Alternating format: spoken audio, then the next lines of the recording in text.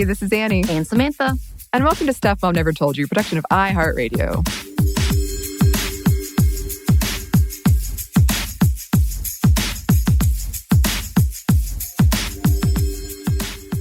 Today is a big day in the virtual SMNTY podcasting space. Big. We're pushing new boundaries.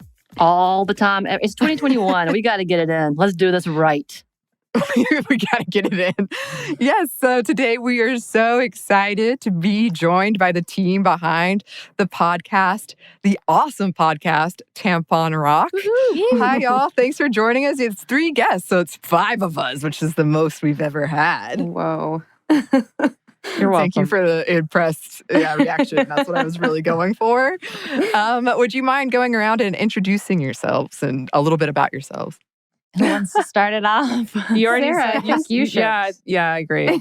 Okay. I'm Sarah Alment, and I am a co-creator of Tampon Rock and, general life enthusiast as I live life.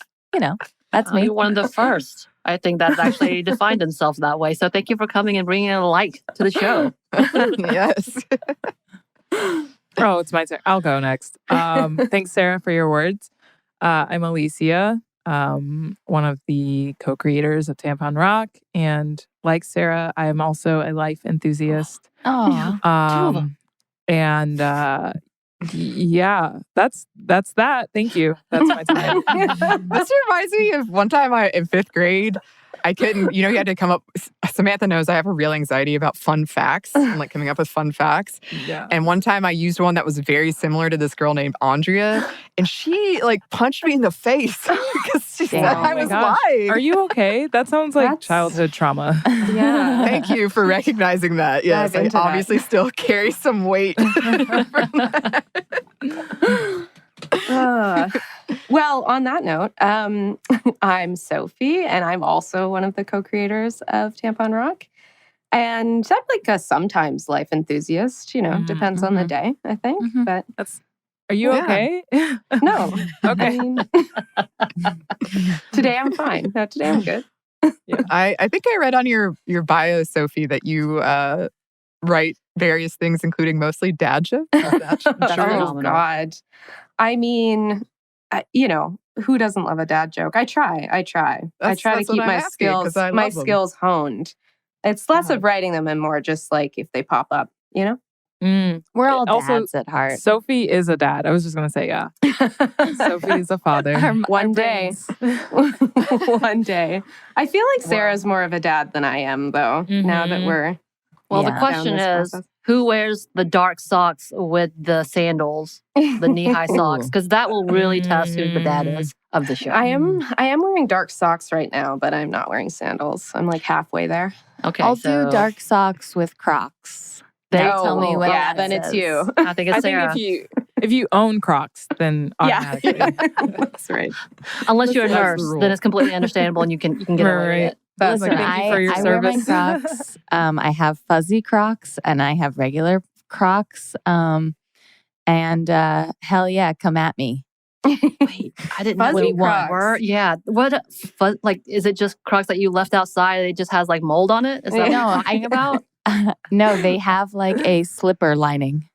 Winter Crocs. Winter Crocs. Level. Okay. I respect The only thing about them, though, is that you kind of have to size them up, and Crocs only come in whole sizes. You guys, this is a dilemma, and I'm trying to petition for some half sizes because I've got not enough. I need extra cushion there. Yeah, I need halfsies. That's respectable. Exactly. Mm-hmm. I'm glad we have people like you, Sarah, fighting the good fight out there, petitioning Crocs for half sizes. We want half sizes. Starting now. So as you can hear, we have 3 amazing people on our show. Yes, and obviously they are quite hilarious. And I'm so excited about this because I'm ready for a good giggle. A good giggle. Well, so now no you're putting pressure on us, and I just don't. No pressure. Oh no, I yeah, don't definitely. succeed. I have high expectations. Please don't let me down. It's been a sad year already. I am not a life enthusiast, so I need those in my life. Yeah. Mm-hmm. So on that note, I guess, could you tell us about your podcast, Tampon Rock? I usually like to say it's about tampons that rock. Yes. Yeah. I'm sorry. I'm so sorry. I think it's the pressure you put on me, and I'm like trying to make jokes. But immediately my mind just went to like a Schoolhouse Rock of a picture of a tampon dancing and singing with fun shoes. Yeah, I'm into that. Let's go. It's not far off. Yeah. Yes. We've gotten some hate tweets that were kind of like related to that topic, actually. Really? Yeah. They were like Schoolhouse Rock, like tampons, ew. Yeah. And, I'm just like here holding my tampon in public, no shame, just trying to be out and proud as a woman, who has a menstrual. Yeah. So and people are like, you shouldn't talk about that. That's gross. Yeah.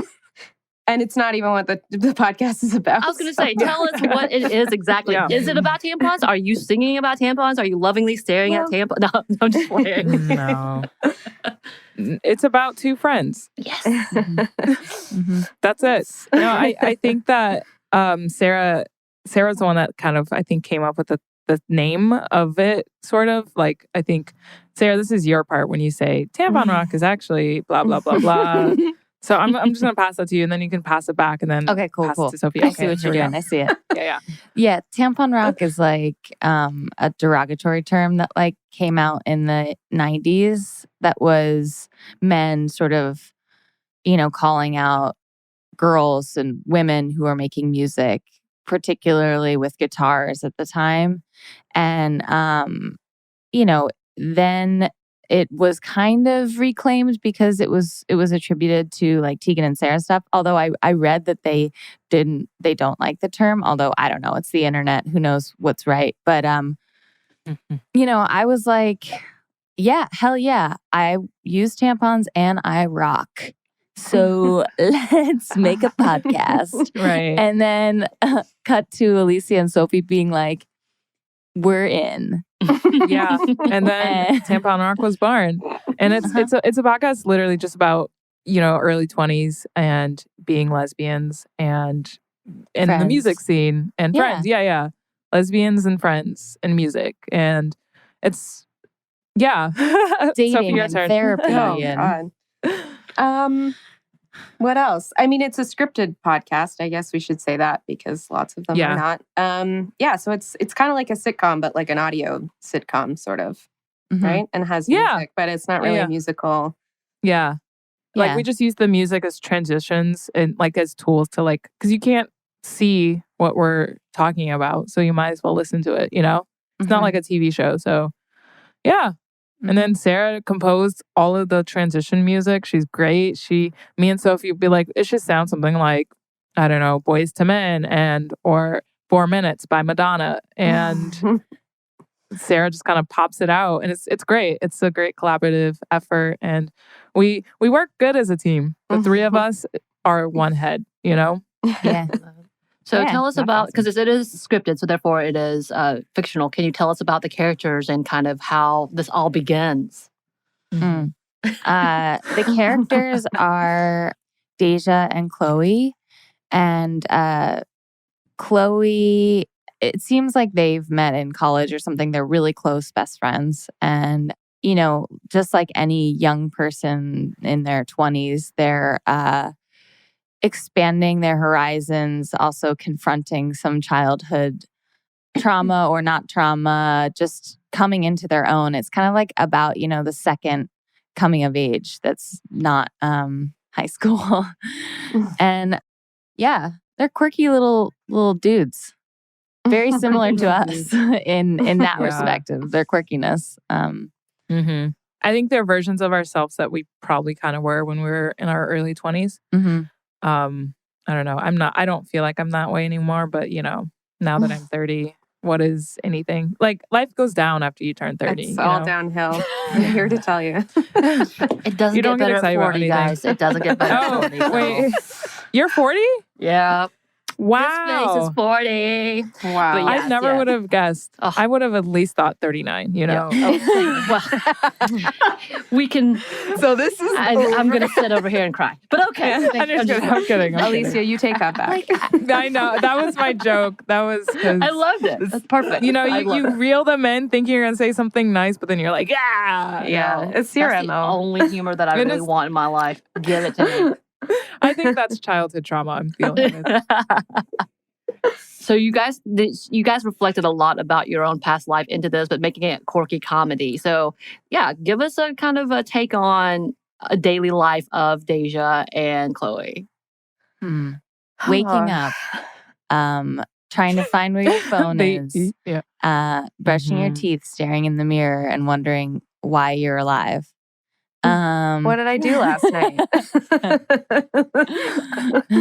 Talking through the wall. No, I mean, I think it's very set in like, you know, everyday activity that's just hyped up because of the foibles that these two are going through, either because it's like self-perpetuated or because they, you know, are confronting something for the first time that they've never done before. You know, Deja's like never had sex with a woman before. And so when that happens, you know, she's feeling all sorts of things, working it out on her own in conversations. And also you see her like not talking about it and alluding to it in really embarrassing ways. Much like your 20s. Yeah. You know? Yeah. I don't know. Yeah, totally. Which I've never had sex though, I think so I don't know. I think that it gets better, you guys. Let's be real. I love being 30. Yeah. I'm way less stressed This is out. not the Trevor Project. Sex, it gets better. Yes, it gets better. Yeah. Yeah. I was gonna piggyback on that, but then the piggyback train just left. So it's kind of like, I feel like it's sort of like Broad City. Like they go through these different sort of like mini adventures, and then, you know, while they're kind of trying to find themselves, like it's a lot of just like hanging out, going to shows, playing shows, dating, all that stuff. Just kind of like, regular life stuff. Yeah. Minus the COVID pandemic. Yeah. Which is also kind of fun, you know? Yeah. It's like before we didn't factor that in. Before you have a job that really, you know, takes a lot out of you or is like part of your identity, you know, that kind of phase of life. Yeah. Because back in my 20s, I used to live in LA and I was out every weekend, multiple times, you know, just West Hollywood, living it up, throwing up in my bed, you know. Even like going out during the week now feels like, well, going anywhere now feels foreign, but like the idea of just like during the week, if you have to work, just being like, yeah, I'll stay out till 4. I can get 3 hours of sleep. That's fine. Now I'm like, I need 12 and a half hours of sleep. Yeah. Bed by 8:30 p.m. I used to go to bars just to stand side by side with my friend on the side of the bar, just like looking and like sort of talking to each other, being like, you good? And then my friend Lindsay being like, King of the Hill. Yeah. Yep. You see anybody you like? I don't know. You? I don't know.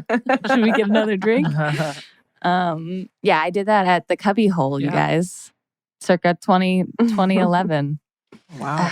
Cubby Hole. Have you ever heard of Cubby Hole? It's like one of the famous lesbian bars in Manhattan. That and Henrietta Hudson, which is amazing. But, you know, lesbian bars don't really exist in the same way that gay male bars do because, you know, women get paid less. They have to take care of children. And apparently we're just, you know, we like plaid and dinner parties. No plaid bars. Yeah. Yeah. But yeah, I think definitely infused a lot of that sort of young party. I've been to this pub. Yeah, truly. It was fun to write about that too during COVID when we're just stuck at home. It's a good way to sort of live vicariously through other people who can be in the world. I don't know if that would depress me or cheer me up. I'm unsure. One thing I did want to shout out of a part of this quirkiness is there are a lot of things like you have the GOAL, the Greatest of All Lesbians. You have your resident lesbians, the lesbians, but also the songs, which you mentioned briefly. But I love like My Heart Has a Heavy Flow, period blood, like nipples, exclamation point. Like I am just such a big fan of things like that. And one thing we discuss on here a lot is Samantha and I both come from really small conservative towns. Right. So. The life you guys are living, I don't know what you're talking about. Yeah, we're like, what? I don't know what's... Like, we just had an I went to episode about Barnes and Sex and the Noble. City, and I'm like, that's what the show is referencing. This kind of life. Cool. We thought it was a fairy tale.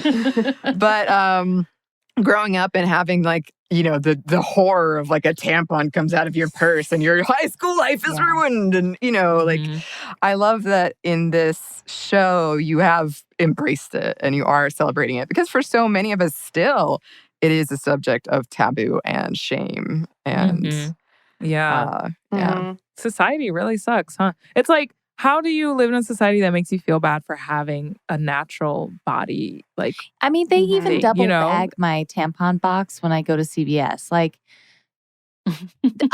yeah, like I'm good. I'm not gonna. I just let it out. I don't want you to tell me that I should feel shame about this. Like, so our songs definitely are like social commentary and us like making fun of how preposterous those things are, but also just shouting out to like, you know, it is really feminist humor, because we're trying to embrace and love ourselves and also make fun of ourselves, you know, like the song Nipples. Like Chunky Blood. Well, Chunky Blood, all that stemmed from my partner went to a like Chinese medicine herbalist in the city, and she's, you know, got like back problems. So she was trying to figure out like anti-inflammatory stuff. And this person asked her, you know, do you have blood clots in your period, in your menstrual cycle? And that's something that I feel like Western medicine should be asking us, because it tells you a lot about your cardiovascular system. And that literally was a conversation that we had like a few days before we were writing the scene. And we were trying to have like an overtly like in your face feminist band. So just talking about that and making a song for it as like, you know, the band that's playing the back of this like hyper lesbian party just felt like so on the nose, but like extreme, you know. Still one of our favorite songs. Talking about Chunky Blood. Chunky Blood. Yeah. Yeah, I actually, I don't even think Sarah was just like, all right, just go for it. And I didn't even write down the lyrics. I just said, you tore my heart out like the diva cup you stole from me. And I think you improv all that. I want to get that tattooed. You know, I want to get that tattooed on my like arms, you know. That's amazing. I don't even use a diva cup. I'm too afraid to really just throw something in there. I don't know. What do you guys use? Should we just go around? What's your preferred? We've talked about it many a times, because I have an IUD and haven't had a period in like 5 years. I'm so jealous. Like, do you feel like I don't know. I don't want to for me, shame you or scared that, you know, No, yeah. So there's so many things, but for me, growing up, I had really painful periods. And so getting an IUD, A, I don't want children. B, I don't want a period. So this is amazing. And this is the second one I've had. And I find it amazing and delightful. And I'm okay with it.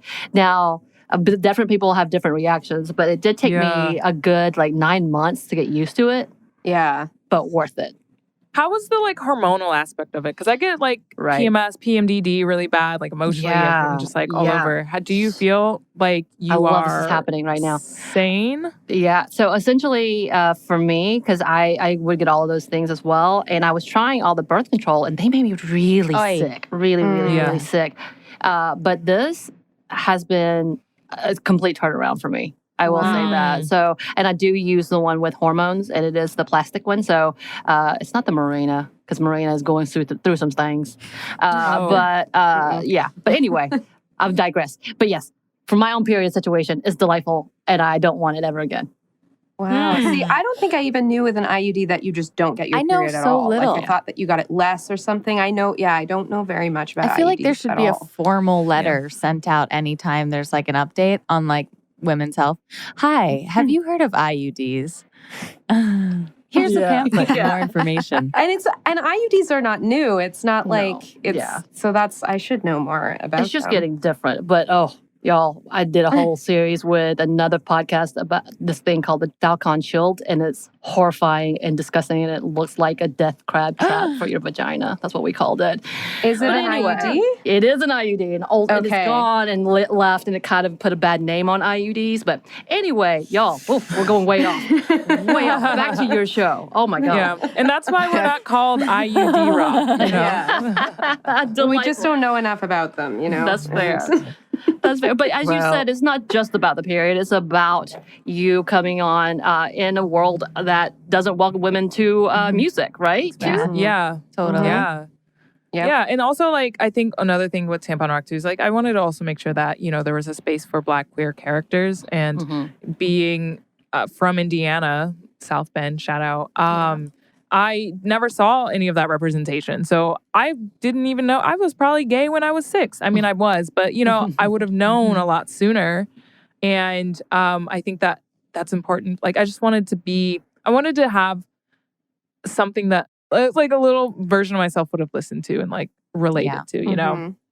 Because, wow, it took so long. I'm just like, wow, now I'm gay? You know, I was 25. Full gay. I think also, like, this show is kind of, like, a version of me, like life that, or like a way of talking that feels so, like I just got here. I just got to this place where I feel okay making these jokes, telling people to listen to this content and putting my name behind it. And that's like me fully myself for the first time as like a creative person and otherwise, you know? Not trying to hide anything about who I am. And I can't believe we got to do that. It's so cool. So fun. Yeah. So listen to IUD Rocks. Tampon now IUD Rocks. So yeah, obviously that has got to be a huge portion of what made you want to do this show. Is just to have that representation. It's literally something that we've talked about, Anney and I, when we talk about women making history. Is there's not enough out there. So damn. This, I'm going to do it myself. Yeah, truly. Which is sad because it's like, it's 2020 and I mean, like, how many? 2021. You did it. But it's also like, how many, like, you can name so many cis white famous character, right, men, but then how many like Black lesbians can you name? You know, I got at least 2. You know, Wanda Sykes. Lena Waithe. All right, I'm done, you know? But, like, the fact that, like, that representation isn't out there for a lot of, even queer people in general, you know? Or, like, they feel like they have to, the fact, like, some actors have to hide that they're gay, or some rappers, you know? Like, there's a whole thing. You're just like, Anyway, I digress. This could be another podcast. Well, like, how does that influence how you, like, write your show? How does that influence in how you write your songs? I always want to make sure that it's a good representation. I don't want to do it in stereotypes. And so it's hard. It's a hard balance because, like, either way, somebody can have an issue with it. So I think just doing it is, I don't know, that makes sense. Like, yeah. I answered one of it's hard. The motto, like we were doing an interview that was written, I forget who it was for, but they asked like what our life mottos were.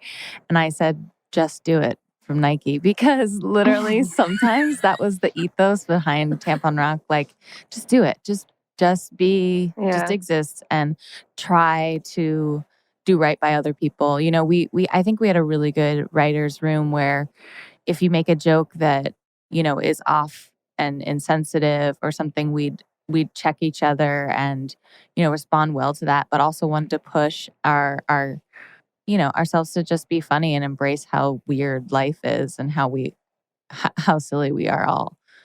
I don't know where I got to this now, but let's bring it on back to representation. All right. Bring it on back to representation. I feel like too, like we get asked questions sometimes that are like, this is really niche. And it's not meant to be like a, like an offensive question. And I don't think it is offensive inherently, but I think it's funny that it's like, well, why is this niche? Not that that has to be a bad thing, but it's like, it's just a story about friends. Like, I think that's pretty accessible. It doesn't, I feel like we don't ask like cis white men that they're like, why is their story so niche? Because it's like, we're watching lots of stuff that's written by straight white dudes. And that is fine too. But it's like, well, why isn't that niche? Like, that's its own niche, right? So I think we wanted to just write something that's like, shows that it doesn't have to feel like a niche exclusive thing. This is accessible, because it's just a funny story about friends being weirdos in their 20s and figuring it out. And like, most of us have been there, you know? Yeah. Truly. Great. So that sounded so patronizing. Wow. Good job. Thank you, Alicia. I'll sign off now. Good. We have some more for you listeners, but first we have a quick break for a word from our sponsor.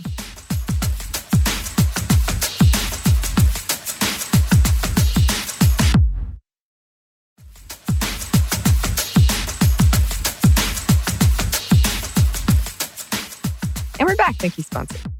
It's funny when you go back all the way to women writing literature, and it was already like women's literature, and it's in this tiny space, and it might make you feel things, ladies, so don't read it. And that's still around. And going back to what you said, Alicia, of like the little version of yourself, I started on this podcast as an editor in college, and I remember thinking like, I wish so badly I'd had this. Like I just didn't know. And I had all these like internalized misogynistic thoughts, and I didn't know to question them. And hearing from people now who are young and write in and say, oh, I'm so glad, like I live in a small town and I thought I was the only one. And hearing this, I feel like there's someone else like me, and the power of that. And I do think right now, it is changing and we are seeing more representation, but it's so slow. And so I was just wondering, like, because all of you have been in like the music scene or like comedy for a while, right? And if you could talk about like what you've seen in terms of that changing or not seen. Interesting. So I do comedy out here in Brooklyn, and I used to do in LA, and I wanted to get better because there's more stage time here in New York in general. And it's interesting because I think it's like, I know when I'm like the token for the show, I'm the token Black lesbian. And I don't think that's like the intention. It's like, but if I'm the only Black queer person on the all white lineup, that this is a token thing. So it's hard because it's like, there are some shows like where you see these people are trying to do the intent is there, but it's like the impact is still like, I'm still being tokenized, It's like, oh, why couldn't there be more? But then there's also like, well, is there a lot of Black lesbian comedians? So it's just like, it's all hard. It's like it's not even a binary. It's just such a gray area in this whole aspect. But I do see it changing a little. Like I think my best shows, ironically, are with white straight people. Like I'm talking about being a Black lesbian from Indiana the whole time. And they love that. They're like, oh my God, it's funny because it's ironic. I don't know. And I think that says something because, like even when I do shows with queer people, I notice that they're a little afraid to laugh. They're like, I don't want to be wrong. But I'm like, no, I'm talking about, it's fine, laugh. But like the white straights, they're like, daggone it, we are braces. Or, like, like I did a show in Boise and it was like one of my best shows. And I was like, okay, they took pictures with me after. Like, I was like, wow, is this what it's like to be a celebrity? Then I'm thinking like, oh, are they just posting it on Facebook? Like, look, I found a Black one. I don't know. Like, oh but the question was, is it changing? I don't know. That's my take. I like it. So you're saying that there's a Where's Waldo game in Indiana. That's what you're telling me. Yeah. I'll remember that when I go through there one day. Don't go. Just don't stop. I was gonna say, as the one Asian person that pops up, maybe I don't know. Yeah. What about in music? Have you noticed anything changing in there? Yeah, I mean, the like indie Brooklyn scene was really hit with the Me Too movement because, surprise, surprise, men everywhere, including sensitive indie rocker men, sleep with people when they shouldn't or take advantage of people. But I think that one thing that I've really been aware of in the music scene as like particularly a woman, not necessarily like a queer woman, is that I never grew up being encouraged to understand computers or engineering or science or audio stuff. I was supposed to be hot and pretty and singing and wearing the right clothes. So I never felt empowered to record my own projects wholly by myself. And I never felt like I could read an error message on a computer and figure it out. And I'm now at a place where like I was the producer and, I'm working with other women and there was no man telling me, oh, this is how you fix it. And making me feel that much more like, an imposter. So I think that there's been a change for me. And I'm sure that that is the case for some other people in the music scene where I'm like, no, I don't have to just be like the singer or the body, the vessel. I can use my ears and decide for myself how I want it to sound. To trust your own judgment. And I think that's a great concept within both what you guys are saying about, yes, I'm in this, I'm in the middle of this. And for me, this is, I've changed it. So therefore, I don't know this respect like around, because I know you're talking about being the token, but at the same time, you're like, maybe there's not a lot of Black queer comedians. And then talking about being the musician and being like, oh, I can teach myself, I don't need you. So kind of having that introspective points. And then also as you're developing as these humans, which is amazing, and you're talking within your own podcast and a scripted podcast and a comedic podcast, do you feel like you transfer a lot of this personal experience into the show? And if you do, how does that feel? Is it therapeutic? Is it vulnerable? What do you think about all of that? There's a lot of questions. I'm a multi-question person. I think it's therapeutic. I think it's therapeutic for sure. And it makes me feel empathic about it for sure. Mm-hmm. Yeah. I think I've noticed though for Sarah that it's not going to sound bad, I promise. But like I noticed that you seem to have more confidence with your abilities, because I mean this industry, especially like in our jobs, like white men, are, I don't want to say above, they're above us in that sense, right? Like that's what all of our bosses are white men. Yeah. Well, and one white woman. Right. But I think that you have taken that role like more, you're like, oh, I don't need their help. Like I can do this. And I think it's sad that like we lived in like we still live in a society that makes that like men think that we have to like rely on men to think that we are empowered. Does that make sense? Mm-hmm. I don't even know if that's real or not. Is anything I say is real? Is this real? It's all real. Because I definitely like the whole thing about feeling like being a token, you're in this, but at the same time, someone has to break those grounds. Someone has to make that difference. Yeah. And whether it's you or hard. not. It is. And it feels very isolating and alone, but you have to almost play it up in order to get any recognition. And it's such an unfortunate situation that you have to be the groundbreaker, but someone does. Someone always does. Congratulations, it's you. But it's like, then you're putting all this pressure on yourself that you have. It's like another thing that's like, when does it get easy? Right. It doesn't. And sometimes it becomes, and I'm guessing within this, because you are having to have that personal conversation. And a lot of times when trying to be successful and trying to rationalize your imposter syndrome, it becomes self-deprecating. And and you kind of talked about it already with the fact that that's what's happening with Tampon Rock, when you look at yourself as like, what is my life? Is this worth continuing on? And this in your songs and making it a joke. What do you feel like could be changed within this industry? And not only like, yes, you want to be honest about yourself, but also try to be a good representation. How do you balance those things? Well, that's the end of the podcast. Thank you guys for listening. And she never talks to me again. I think it's hard because like, you have to keep in mind that representation, but then it's like, oh, now I'm responsible for like speaking for a group of people. And sometimes when we're just writing, we're like, we just want to tell a funny story that we don't have to necessarily think about the implications of it. So it's a weird, but also we do, because that's important too. So it is a weird fine line that you have to walk. And I feel like you can't really escape it. And again, I feel like dudes don't necessarily have to think about right. that. You know? Absolutely. You know? Especially if you're a cis white heteronormative person, like it's just such a whole different conversation and being like, oh, people are actually watching me. I wanted this, but I didn't want this. Yeah. Yeah. Yeah. I think I learned a lot too from you guys during this process, like how to be kind to yourself and be like, I'm just creating and I'm going to try and be a good person.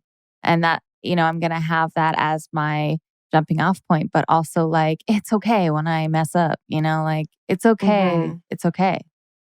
just do it and just create and learn, grow. Yeah. I think self-compassion, that's the biggest. It's something I learned in therapy. Like, I know this term is so stupid. It's not stupid, I'm sorry.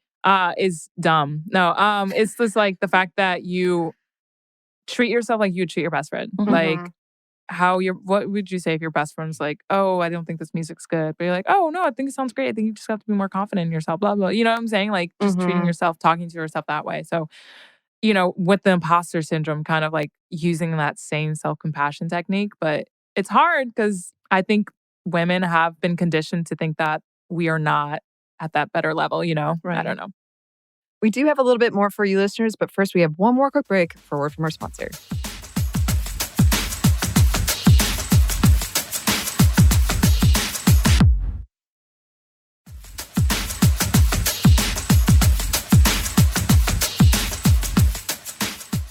And we're back. Thank you, sponsor. The three of y'all are just complimenting each other as you take turns and like answering each other and uplifting each other, which I know is kind of a bedrock for the friendships within the show. Can you kind of talk about that and why that's important?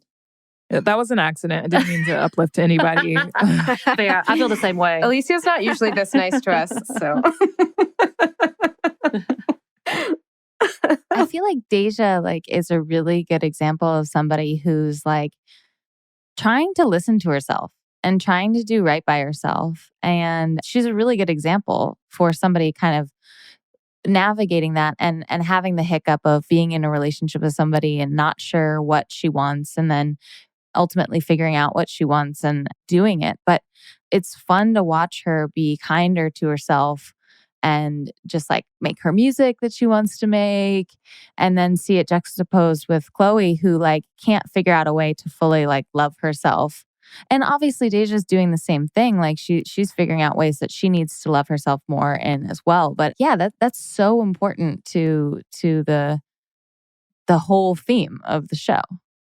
And I'm sure that's what it would be, in coming episodes of it if we do a season 2, just more learning of how to be kinder to yourself. And that's our TED Talk. Thank you again. I don't know. I think Brene Brown, I like to say she's my cousin, but we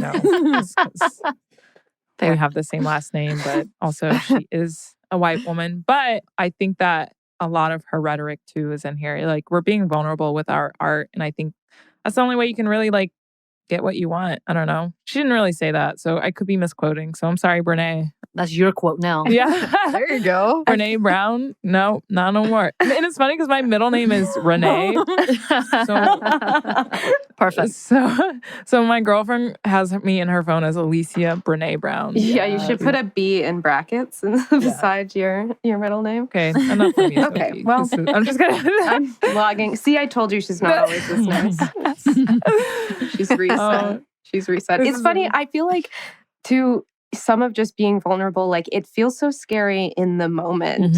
And then we've started to get some troll reviews of the podcast. Oh, those are fun. And it's weird. I'm this is hilarious because I realize that the people who are responding badly to it, I'm like, well, it's fine. I know it'll start to wear on us eventually. I think it's just a novelty to be like, oh my God, it's not just my mom listening to this. But it's funny that it's it doesn't feel as bad after the fact for some reason. I'm like, yeah, you're on the... We put it out there. And you feel confident in where you stand. Yeah. That's awesome. I need that advice. Yeah. It is to me though, obviously misogyny in general is huge and racism and all that stuff plagues our lives. But it is kind of shocking when you see a Twitter feed of bots or something and it's just whoa, dang. it's like I've never really criticized people or anything just because I feel like sometimes it's that thing of like when you're pointing at someone, that other hand is like pointing back at you. Mm-hmm. So I feel like a lot of it's just like projection and like that's their own stuff, you know? So I always feel like the men who commented like, oh, like they're just saying it's bad to be me. And then, like our theme song is like, if you're misogynistic, don't listen. And they're like, oh, they got offended because they can't be a misogynist anymore. Yeah. Like, wow. Yeah. It's like, well, we didn't want you to listen anyway, so I don't care what you're doing. Right. I don't know. Yeah, I will say I'm with you with the whole like, oh yeah, I'm doing a good thing because obviously when we get trolls, it's very obvious. But yeah, taking critiques is really hard, and I don't come from a background of performing. I come from social services and social work. So when I started this and I saw the reviews, I literally had to have a sit down with several of the hosts, including Anney, and be like, how do you deal with this when people are critiquing your voice? Right. How do you like personal shit that I'm like, what is happening? Things you can't change. Yeah. I don't like my voice. I get it. I hear why you hate me, but it is interesting. Oh no. You know? So with all of the trolling and all the things, you know you're doing something right if the people who you're saying this is not for you are already telling on themselves, being like, well, are you calling me something without even knowing what the show is about, right? Yeah. Yeah. I'm so relieved though to have feedback from haters than to just have sort of like people be kind of bored. Or like, oh, that was nice. Because I was raised to be like a nice person. But because I was so nice, I was always putting what other people wanted from me first. And then I never created anything that was authentic. Like when I was first singer-songwriter at like 18, I wrote like emotional songs, but I never pushed and really showed like fully myself because I was trying to please other people. And, so it feels really great. It feels like a relief to not do that. Right. That's a big thing Chloe goes through, right? Yes, exactly. I was just going to say, yeah. Well, so I think we've talked a lot about kind of everything around it. For a person who's never heard your show, doesn't exactly know what's going on, can you describe the basis of your show, the layout of what you've done and what it's about and who it's for?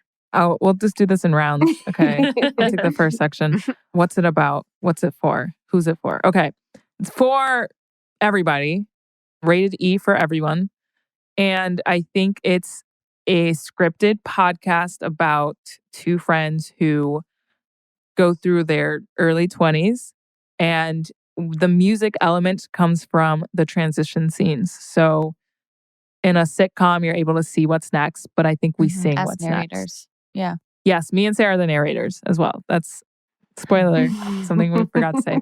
So we act like the fairy gay mothers. We say things like, they're walking and they're talking, but you can't see it because it's a podcast. See it, yeah. Now to the next scene. Yeah. So very literal. I like it. Yeah, it's pretty meta. I love that. Yeah. So we have Chloe and Deja. So do we get to see relationships develop? Do we get to see who they're hooking up Lots with? of hooking up. What is all of this? Yeah. Yeah. You won't see it or you won't hear it, but no. Can you imagine? Hear it a little bit. I don't know. I don't know if that's, what is that? Would that be porn? I don't know. If you're listening, what do you got? Should we do that like for season ASMR 2? or like I just porn ASMR? We get a little softcore audio action going on in the show. Yeah, I mean, I mean, okay, sure. I'm like, sure, okay. I like this. Yeah, now I'm afraid. Yeah. Okay. And it's based out of New York. They live in New York, correct? They live in Oakland. I missed that part. Which none of us have really been to. Yeah. I realized I thought I went there, but it wasn't Oakland. It was Berkeley. And we were just like, I think for us, we were like, let's write about something that's not New York and not LA. So I think we felt like Oakland was right in the middle. Okay. Yeah. I don't know. I mean, not physically, but yeah. Right. Sophie. This is why I just love picking on you for no reason. Because she's so funny. That was anyway, a dad sorry. joke. That was a dad joke. Yeah. See? Everyone, So Sophie. What else? Did we answer the question? Deja has somebody that she dates consistently throughout the season, Gina. Okay. Yeah. And Chloe kind of has a relationship with her mom and her therapist as well during the. Her face, not a physical. Yeah. Just their part. Wow. I feel like Chloe would do that though, like where she would sexualize her therapist and get confused. Oh yeah. I you said mom relationship with her mom. Yeah, totally. Definitely could be a dream though that Chloe has. That would be intense. Idea. Yeah. Brainstorm. I'm gonna. I always push the boundary just a little too far over the edge. Yeah, I guess so. Speaking of, do you have any future plans, anything on the horizon you're excited about? Yeah. The end of the pandemic. Yeah. As soon as it's over, oh my gosh, I'm gonna be inside the whole time. I can't wait to be inside, but a different inside. Yeah. But we hope to keep, expanding the audience and hopefully, do season 2. I know we've got a lot of music from the episodes that have like longer versions, and I kind of want to put some of them out. And we're talking about doing just sort of a behind the scenes, episode as well. I cannot wait till spring, you guys. That's really what I'm looking forward to. I just want to hear birds and have the sun on my face. So is the whole season of Tampon Rock out right now? Binge it, baby. Yes. Out now. Ready to go. And possibly a season 2. So with everything that happened in season 1, we're learning about these women and who they are and surviving their 20s and having therapists and relationships. What does season 2 look like? As probably the same.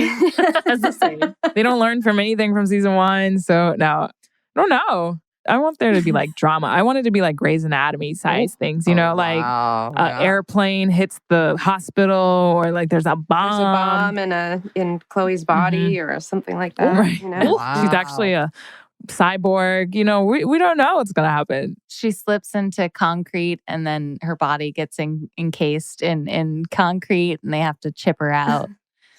Yeah. Concrete, yeah. Yeah, that was very Grey's Anatomy. Very specific, Sarah. Great. That's an episode of Grey's Anatomy. Somebody gets rolled in like a boulder with like a head. Whoops, I missed that. But I love it. But so you guys have your own things as well as Tampon Rock. So what are y'all up to individually? A lot. I'm trying to write a dating book. Oh, yeah. But then now that I'm in a relationship, I forgot how to date. Yeah. So we'll fair. See what happens. I'm going to get married this year, so that's exciting. Yeah. Yeah.